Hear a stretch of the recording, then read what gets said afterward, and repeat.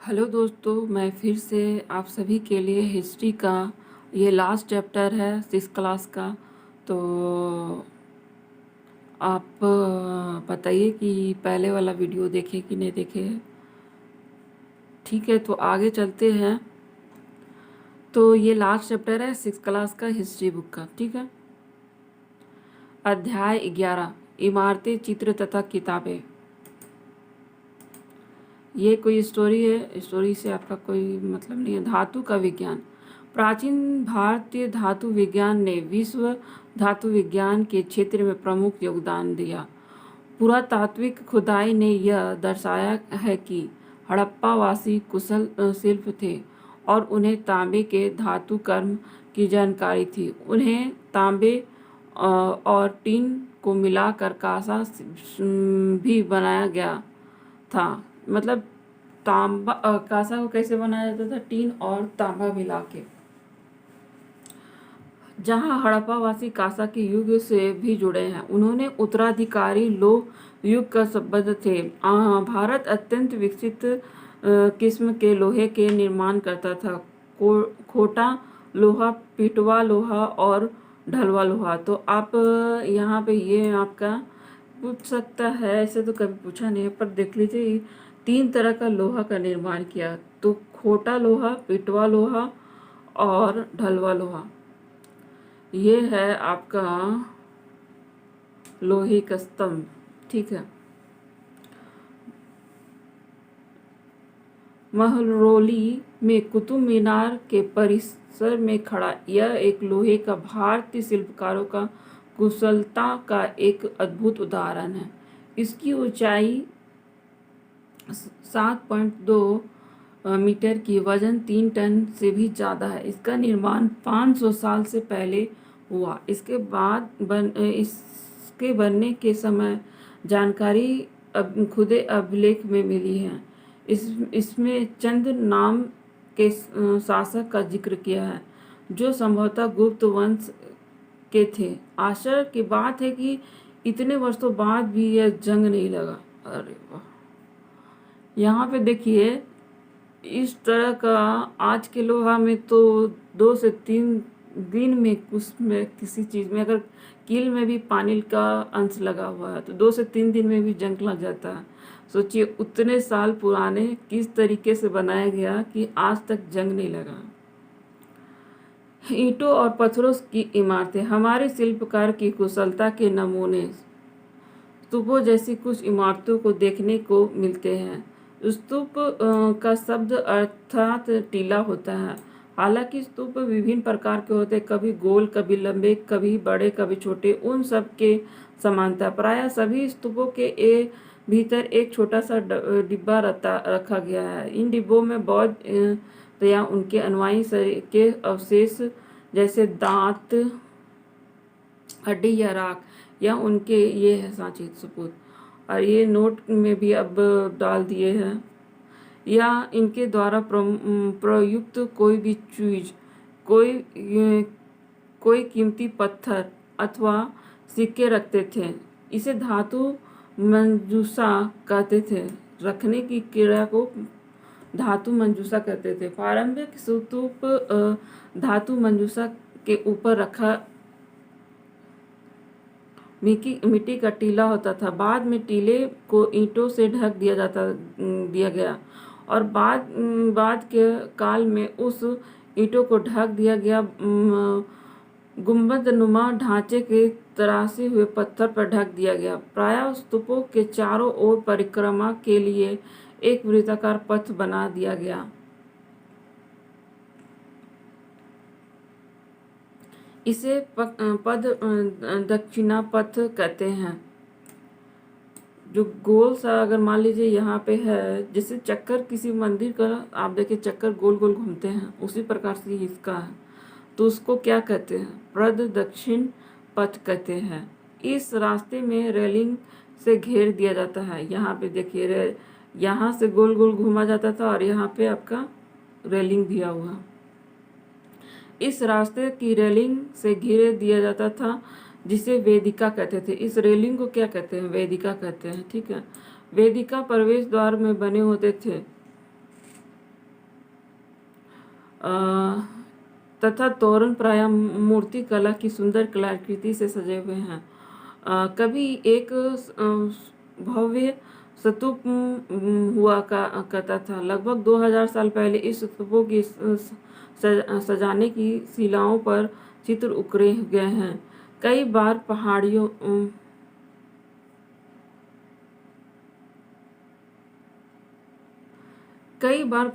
को काट कर बनावटी गुफाएं बनाई जाती थी। इस तरह की कई गुफाएं, मूर्तियां तथा चित्रों को सजाया जाता था। इस काल में कुछ आरंभिक हिंदू मंदिरों का भी निर्माण किया गया है। मंदिरों की विष्णु, शिव और दुर्गा जैसी देवी देवताओं का, अगले चैप्टर में भी ये देवी देवता के बारे में पढ़े हैं, विष्णु, दुर्गा और शिव के बारे में। मंदिरों का सबसे महत्वपूर्ण भाग गर्भगृह होता था। यहाँ मुख्य देवी या देवता की मूर्ति रखी जाती थी। तो यहाँ पर यह मंदिर में गर्भगृह जो है उसमें मुख्य देवी देवता की मूर्ति रखी जाती थी। इसी स्थान पर पुरोहित धार्मिक अनुष्ठान करते थे, भक्त पूजा करते। अक्सर गृहगृह में पवित्र स्थान के रूप में दिखाने के लिए है। भित्तरगांव जैसे काफ़ी, यहाँ पे आगे पूरा देख लेते हैं। ये क्या है? सांची का महान स्तूप जो मध्य प्रदेश में है, मतलब अभी भी है। तो इस तरह के स्तूपों का निर्माण कई सालों तक चलता रहा। इन स्तूपों को ईंटों का प्रयोग अशोक के जमाने का है, जबकि रेलिंग और प्रवेश द्वार बाद के शासकों से जोड़ा था। अमरावती के शिल्पकृत इसमें दिखाया का वर्णन किया गया है। ठीक है, तो ये उत्तर प्रदेश के बारे में है। ये भितगांव का एक आरंभिक मंदिर है। तो यहाँ पे देखिए, यहाँ पे जिसका हिस्ट्री ऑप्शनल होगा, हिस्ट्री ऑप्शनल, तो आपको याद रखना होगा कि ये कहाँ पे, कौन जगह पे किस मंदिर है। और जैसे जनपद हो गया, ये सब टाइप का जो है, आपका 50 नंबर का क्वेश्चन आपका पूछता है हर साल, जिसका हिस्ट्री ऑप्शनल है। तो ये छोटी छोटी बातें हैं जो कि 30 वर्ड में आपको लिखना होगा। जैसे कि भीतर गांव है, तो यहाँ पे क्या है? तो एक आरंभिक मंदिर है। तो आपका पूछ सकता है कि एक आरंभिक मंदिर का बताएं, और आपको पॉइंट में दिया हुआ रहेगा कि किस जगह पे है, क्योंकि बहुत सी जगह में रहता है ना, एक ही मंदिर नहीं है, बहुत सारे मंदिर है आरंभिक मंदिर। तो वही जगह का बता देगा कि इस जगह को बताना है, तो आपको बताना होगा। तो कम से कम 30 से 50 वर्ड में आपको कोई भी लिखना है उसका बारे में। तो यह लगभग 1500 साल पहले ईंटों और पत्थर से बनाया गया था। दाएं में महाबलीपुरम एक आकस्मिक मंदिर है। इनमें से प्रत्येक मंदिर एक ही विशाल पहाड़ी को तराश कर बनाया गया, इसलिए इन्हें क्यों कहा गया एक आश्रमण? क्योंकि एक ही पत्थर को काट कर बनाया गया है। फिर ईंटों से बनाए जाने वाले मंदिर को बिल्कुल भिन्न होते। ईंटों से बनी इमारतों के नीचे एक एक कर जोड़ते हैं, उसे ऊपर ले जाते हैं, जबकि चट्टान तराश कर बनाए जाने वाले मंदिरों को पत्थर काटने वाली ऊपर से नीचे के क्रम में बनाते हैं। इन मंदिरों को बनाते समय पत्थर काटने वाले और आपको भी पता है, जैसे कि आज के ज़माने में तो बहुत सारे सामान हैं, मशीनें हैं पत्थर को काटने के लिए। उस ज़माने में सोचिए किस तरीके से बनाए होंगे। एक अद्भुत नज़ारा हो, वो चीज़ होगा जब वो कुछ भी बनाए होंगे। यहाँ पे क्या है? एलोवेरा की दुर्ग मंदिर जो लगभग 1400 साल पहले बनाया गया है। और यहाँ पे क्या है? भीतरगांव जैसे मंदिर के ऊपर काफ़ी ऊंचाई तक, जैसे कि देखिए मैपिंग करना है। अगर आपका हिस्ट्री में कोई भी, अगर मान लीजिए सांची सुप्रीत है, थोड़ा सा भी हीडिंग में आप मैपिंग कर देते कि इस टाइप का मंदिर है, तो आपको एक नंबर तो कंफर्म है कि बढ़ेगा, 1 से 2 नंबर आपका एक्स्ट्रा मिलेगा। जैसे कि ये मंदिर आप बना दिए, ठीक है, ये तीनों मंदिर कितना अलग है, ठीक है, पर ये मंदिर के बारे में थोड़ा सा डायग्राम भी बनाते हैं तो आपको नंबर ज़्यादा मिलेगा। इसके ऊपर लिख दीजिए क्या है। जिसे शिखर कहते थे। शिखर निर्माण के कठिन कार्य के लिए सावधानी से योजना बनानी थी। अधिकतर मंदिरों के मंडप नाम के लिए एक जगह होती थी, यह सभागार होता था। यहाँ पे एक और है, क्वेश्चन बन सकता है। मंडप नाम से एक जगह होती थी जिसको सभागार कहते थे, जहाँ लोग इकट्ठा हुआ करते थे। महाबलीपुरम और एलोवारा को ढूंढने एक क्वेश्चन है। इन शहरों के में पत्थर के बने कुछ उत्कृष्ट मंदिर है, जिनमें से कुछ दिखाए गए हैं यहाँ पे जो दिए है वही। स्तूप मंदिर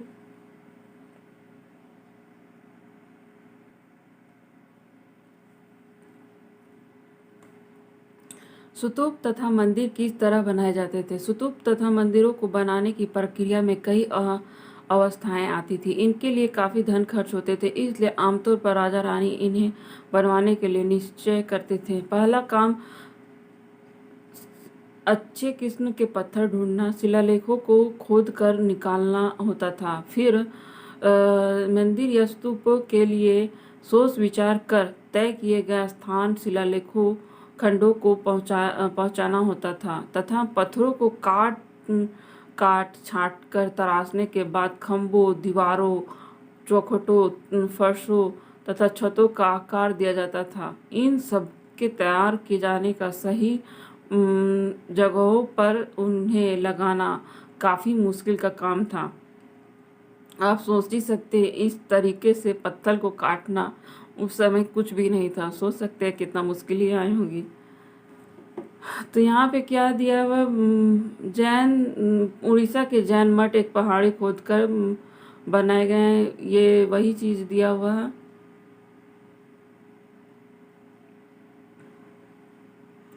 इस तरह के शानदार ढांचों का निर्माण करने वाले शिल्पकारों का सारा खर्च संभवतः राजा रानी ही देते थे। इसके अतिरिक्त इन स्तूपों या मंदिरों में आने वाले भक्त उपहार अपने साथ लाते थे। इसने इमारतें की सजावट की जाती थी, जैसे हाथी का दांत का काम करने वाले श्रमिकों के संघ ने सांची के एक अलंकृत प्रवेश द्वार को बनाने का खर्च दिया था। सोच रहे हैं कि कैसे है।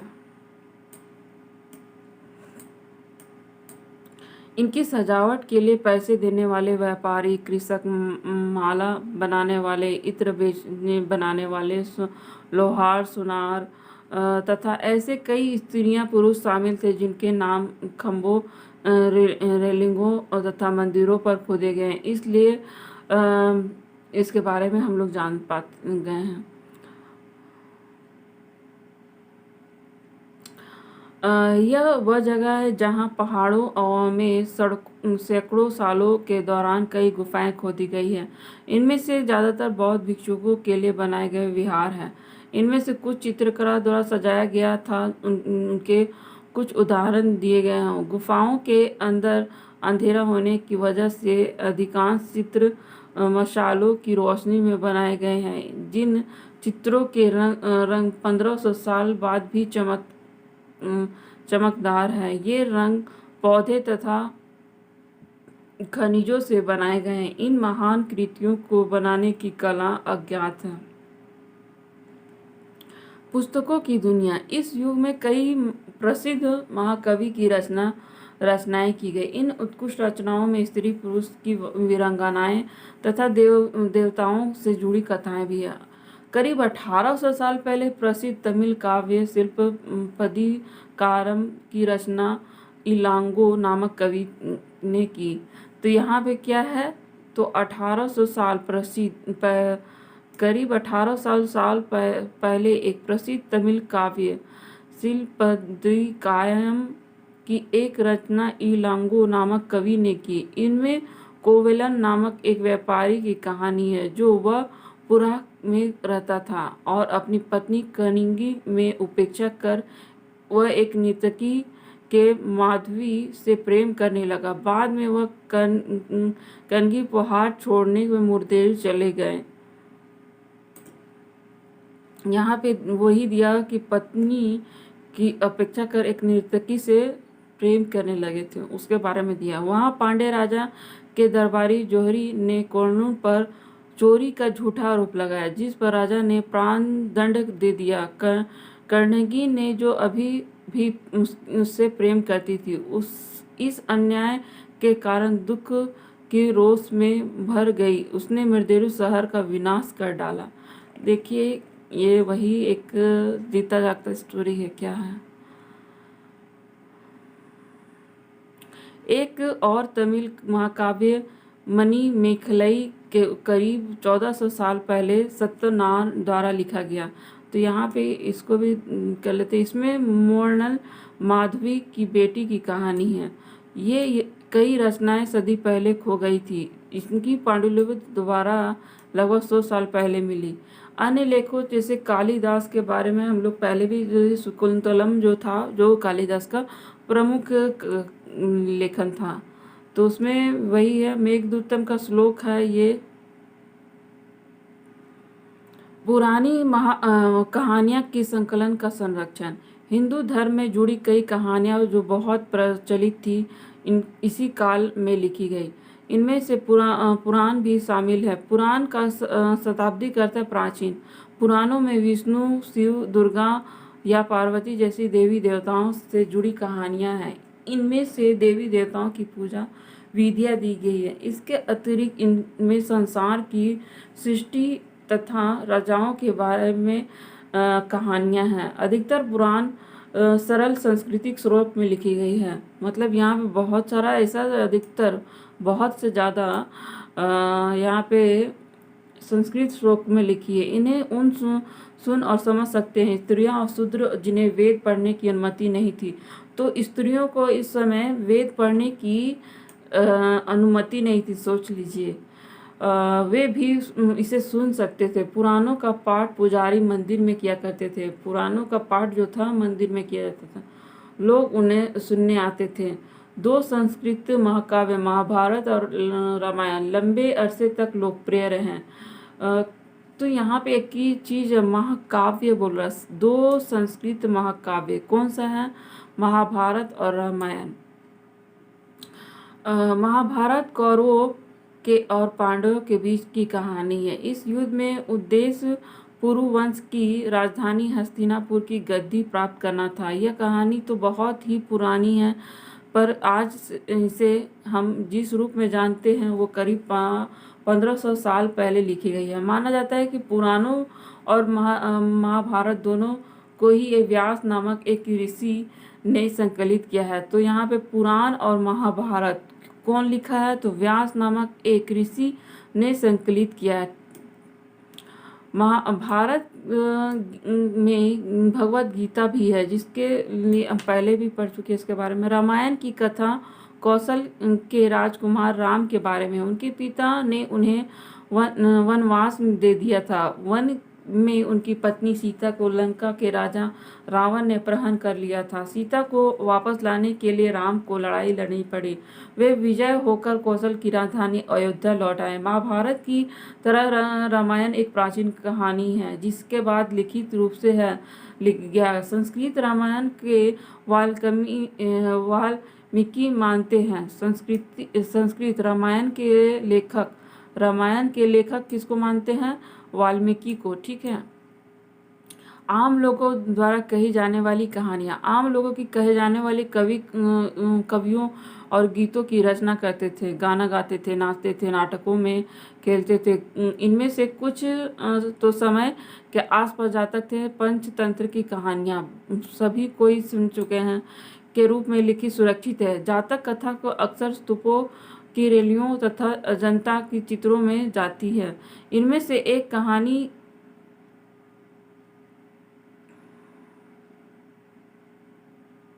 ये है, कहानी आप पढ़ सकते हैं। चलिए अब विज्ञान के बारे में पढ़ते हैं। विज्ञान की पुस्तकें। इसी तरह गणितज्ञ तथा खगोल शास्त्री आर्यभट्ट ने संस्कृत में आर्यभट्टनम नामक पुस्तक लिखी। इसमें उन्होंने लिखा कि दिन और रात पृथ्वी के अपनी दूरी पर चक्कर काटने की वजह से होती है, जबकि लगता है कि रोज सूर्य निकलता और डूबता है। उन्हें ग्रहण करने के बारे एक विज्ञान तर्क दिया। तो यहाँ पे देखिए, सोच लीजिए, उस समय कुछ नहीं था, पर भारत में ऐसे ऐसे आदमी लोग थे जिन्हें ये 9 नक्षत्र के बारे में, 9 ग्रह के बारे में, हर एक चीज के बारे में उन्हें पता था। तो गणित तथा खगोल शास्त्री आर्यभट्ट ने संस्कृत में आर्यभट्टनम नामक पुस्तक लिखी। आर्यभट्टनम नामक पुस्तक किसने लिखी? तो आर्यभट्ट ने। ठीक है। और ये क्या है, दिन और रात में अपनी दूरी चक्कर काटने की वजह से होती है, जबकि लगता है कि रोज सूर्य निकलता और डूबता है। उन्होंने ग्रहण के बारे में वैज्ञानिक तर्क दिया।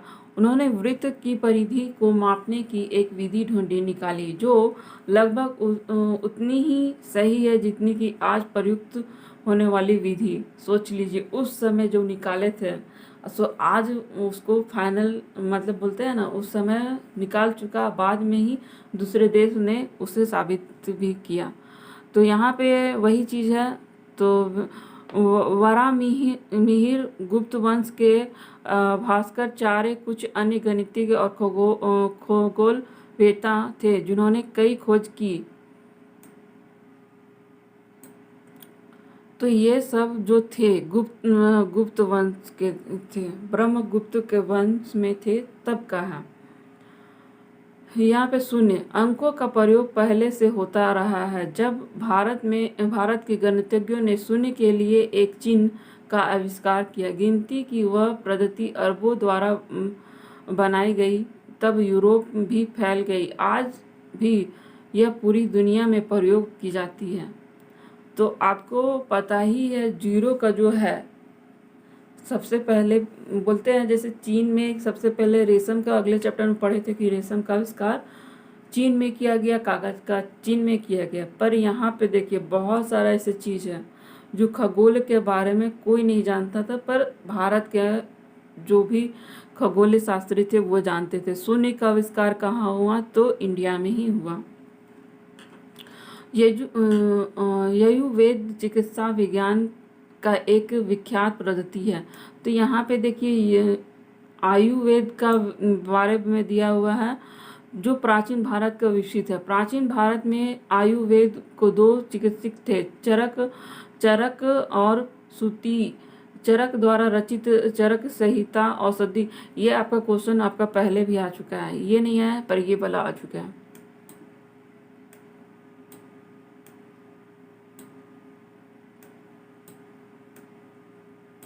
चरक द्वारा रचित चरक संहिता औषधि शास्त्र की एक उल्लेखनीय पुस्तक है।